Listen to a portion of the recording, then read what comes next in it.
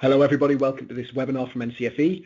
My name is Dominic Flood, I'm Business Development Officer with a focus on schools, and over the next 5 minutes I'm going to take you through the new assessment model for vCerts, which is going live in September 2017.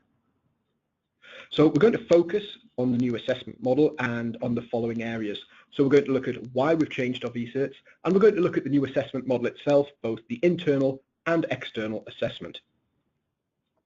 So why have we changed our vCerts? Well, to understand the changes, we want to give you a quick overview of exactly why we've made them. So the answer is really simple. We want to ensure that vCert qualifications continue to meet both the needs of our centres and students, as well as meeting the new Department of Education requirements and also Ofqual's requirements for validity. Points win prizes at Key Stage 4. We're very aware of pressures that face schools during the reform that's going on from the government, and we also want to provide a meaningful alternative for both learners and teachers that satisfies the needs of Department of Education and also Ofqual. So the new vCert qualifications, which are going live in September 2017, you can see there, and these are the technical awards for Art and Design, Business and Enterprise, Craft, Graphic Design, Interactive Media, and Performance Skills. So what exactly does the new assessment model look like? So this is an overview of the new assessment objectives, and the qualification that this has been taken from is the new Art and Design qualification. So the assessment objectives are part of the assessment arrangements for the new qualifications. They're derived from these cognitive processes and interpret the intellectual criteria that the qualification targets. Assessment objectives are applied to the whole qualification and provide synergy between the internal and external assessment. They're tested directly in the external assessment and through the learning outcomes for the internal assessment. As I said above, this is an example for Art and Design, showing Assessment Objective 1, Knowledge, Assessment Objective 2, Application, and Assessment Objective 3, Analyse and Evaluate.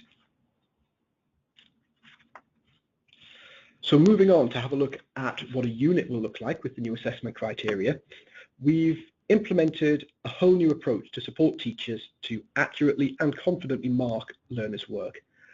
The example unit here is from the Business and Enterprise qualification.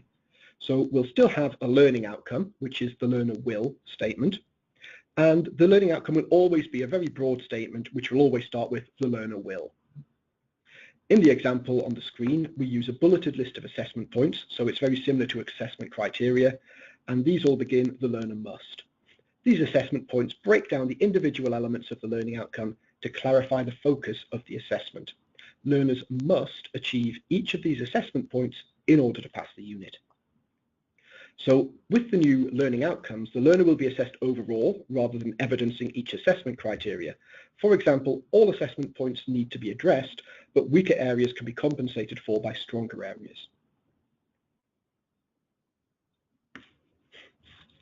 So looking at this, in the existing model for 2016-17, grading descriptors were written for each assessment criteria, and each unit was graded using not yet achieved, pass, merit, and distinction. In the new model, which goes live in September 2017, grading descriptors have been written at the learning outcome level rather than for each assessment criteria. So what this means is that there are less descriptors to apply. The learning outcomes are based on a no-do review structure, and therefore there are generally only 3 grading descriptors per unit. Within the learning outcome, we have a list of assessment points, and these need to be evidenced. We still have a not yet achieved, pass, merit, and distinction structure for each of the units. And the unit grade will be achieved in the same way as before. So as an example, 3 learning outcomes at a pass will get a pass for the unit. 2 learning outcomes at a pass and 1 at a merit will still result in a pass grade for the unit. The units are weighted based on their size. So in this section, we're going to have a look at how the internal assessment is going to work.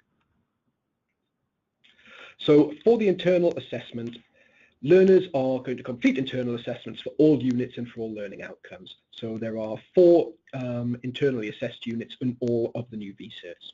Each unit is internally assessed and externally moderated via a portfolio of evidence. So the learners will still complete these assessments, as I said, for all units and all learning outcomes.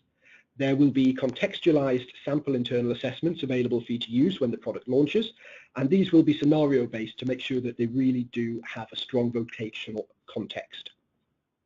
The internal assessment component is based on the performance of open-ended tasks, and these are assessed against the grading descriptors so that your learners achieve a grade. Each unit of the qualification is internally assessed and will be allocated a weighting based on the guided learning hours and a score based on the holistic grade. The overall grade for each unit is then converted into a UMS, or unique marking scheme, score. There'll be contextualized sample internal assessments, as I said, available for you to use, and as I mentioned, these will be set up to ensure that they have a really strong vocational context. So moving on to what the new external assessment model will look like. So this looks a bit different to what you might be used to, and all of the new level 1 and level 2 qualifications will follow this model. So they will be developed in tandem with closely related content so that the learners are able to move between the levels in this external assessment. And what will actually happen is there will be one external assessment which spans both levels, so that learners, as I say, are able to score dependent on their performance on the day, which may score them in level 1 or level 2 depending on how well they do. So we're going to move to a linear external assessment as opposed to a modular one, and it will retain a creative element.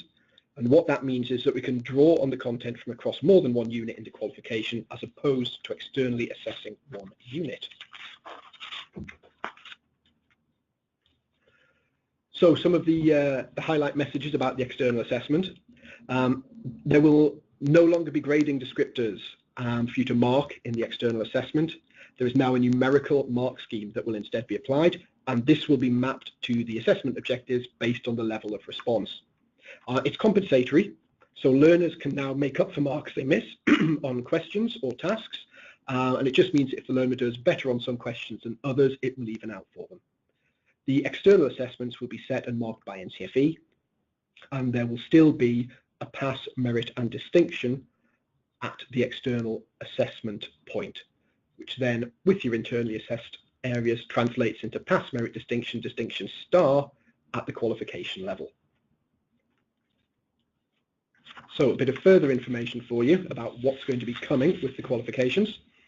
We're working on a really comprehensive package of sample materials to support the new qualifications. Just as some examples, there will be sample external assessment practice papers, sample mark schemes and internal assessment tasks. We know that a lot of you make great use of the support material that we offer already. For a bit more information on the qualifications, you are able now to have a look on the qualifications coming soon page on the website, and also the 2019 performance tables.